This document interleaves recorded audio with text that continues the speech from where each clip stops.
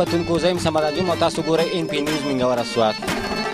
دې وخت کې موږ دا پروګرام چې کوم دی د کوکارۍ د ښایست په اړه باندې شروع کړی دی. زموږ موضوع د کوکارۍ ښایست دی، د سوات ښایست دی. نو په دې وخت کې موږ سره زموږ د علاقې مشر ولاړ دی، هغه تاسو سره خپل پېژندګلوي وکړي. السلام علیکم. وعلیکم السلام. کتونکو سره خپل پېژندګلوي. اعوذ بالله من الشیطان الرجیم. بسم الله الرحمن الرحیم. زما نوم شفیع الرحمن دی، خلک راته طوطا وایي. زه د کوکارۍ ون ناظم یم او اوسېږم په دې سمنګل علاقه کې چې ډېره ښایسته علاقه ده. د ښایست په اړه کې زموږ د کتونکي چې دوی ته څه وایي؟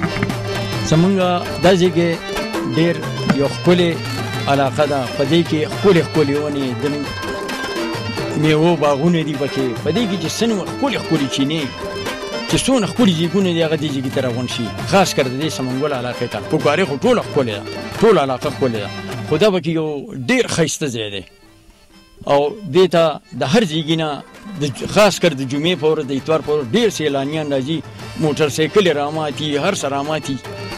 او حکومت نن څه مطالبه ده؟ مطالبه یې دا ده اوس خو موږ لا حالا کارونه یې منظور کړي، خو سړک لا زموږ وران دی، خاصه د سمنګل دا سړک و.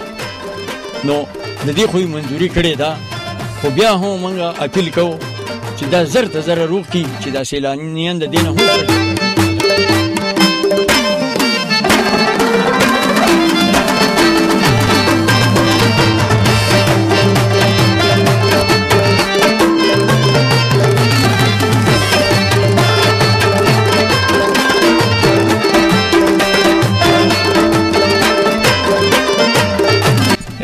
زمونږ چې کوم کوکارۍ علاقه ده نو دا چې د کم طرف ته پکې ځي، نو هر طرف ته چې د ټوریزم دپاره چې د ډېر سپیشل ځایونه دي پکې.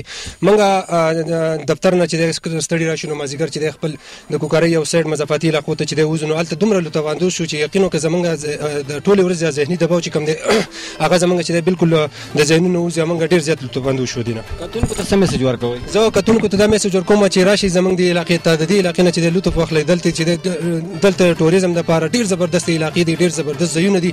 تاسو چې د خپل تکان د خپل ټینشن چې دا لري کوي د خپل ذهنونو نه، چې کله تاسو د علاقې وینئ نو یقینا چې تاسو نه بچی د کلام، تاسو نه بسنګر، تاسو نه بچی د ټولې علاقې بس تاسو نه یری شي کله چې تاسو کوکارۍ وینئ. میسج دا ورکوم چې کم ځای اوسئ نو ښه پوره امن اوسئ، د یو بل سره په ورورولۍ باندې اوسئ، لږ ژوند دی نو چې هغه په امن باندې تیر کړئ او ډېر په خوشحالۍ سره تیر کړئ او بالکل چې دی نو خپله خاوره چې دی هغه مه هېروئ، خپل مور و پلار چې دی د هغو خپل قدر د خپل مور و پلارو قدر کوئ او د پاکستان سره مینه کوئ، د خپل ملک سره مینه کوئ.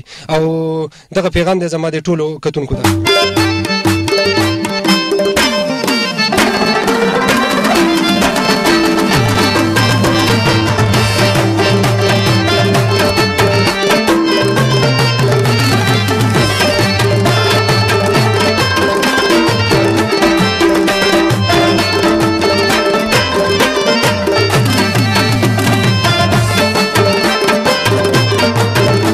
یم جی فلمونو ډرامو کې کار کوم. کوم ډرامو کې کار کوم؟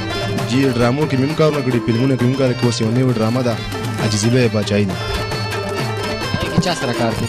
هغه کې جی جنگل خنیرو د زبکې ویلم. او کومه د ډرامې شي چې پاکستان ستا یو د یو پارت وایي چې نو ډرامې خو ما ډېرې کړې، فلمونه مې هم ډېرې کړې. اوس چې ما دا کوم ډرامه چې ما دا کوم نوم اخیستی عجیزیلو بچای ده که نه، نو هغې کې یو کرکټر داسې راشي چې د جیداد مثلا سبا ته ګورې د پښتانه جت په جیداد باندې ورانېږي. نو هغه تره ما ته تره ما ته پر جیداد باندې دستخط کوم، ما ته دستخط ته نشم کولی. ویم تره څنګه په دستخط نه کوې؟ د دې جیداد دپاره تا زما پلار په دار خېجولی و، که تا ما ته په دې جیداد باندې دستخط ونه کړو که نه نو یاد ساته نن خو مې په دې کوته کولې او سبا به د کلاشنکوف د ګلو په شانتې نه کړم.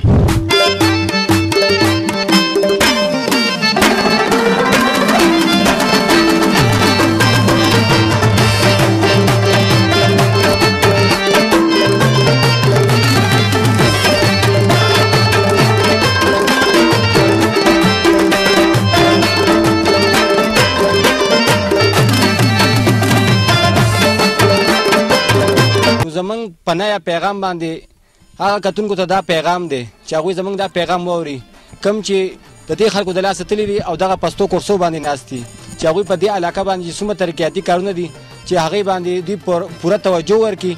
نو د کیمرامین اسرار سره صمد انجم ان پی نیوز د اجازت ورکوي. د الله په امان.